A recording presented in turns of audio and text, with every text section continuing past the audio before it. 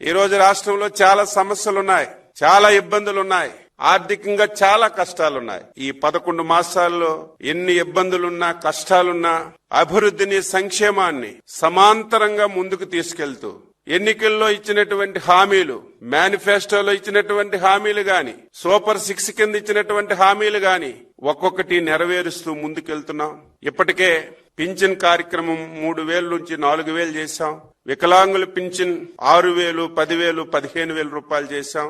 రేపు మళ్లీ జూన్ 12వ తారీఖున గత ప్రభుత్వంలో ఎవరైతే భర్తలు చనిపోయి విడోస్ గా ఉన్నటువంటి భార్యలకి పింఛన్లు ఇవ్వకుండా ఆప్ చేశారు, అవన్నీ 1,00,000 చిల్లరున్నాయి.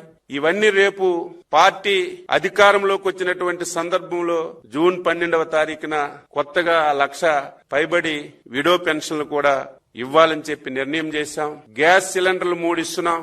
దీనివల్ల చాలా వరకు చర్చించి మనం గ్యాస్ సిలిండర్ తీసుకున్న తర్వాత లబ్ధిదారుల అకౌంట్ లో డబ్బులు వేయడం వల్ల సాటిస్ఫాక్షన్ రావడం లేదని దానికి స్వస్తి పలికి 3 గ్యాస్ సిలిండర్లకి ముందే లబ్ధిదారుడి అకౌంట్ లో మేము డబ్బులు వేసేస్తాం.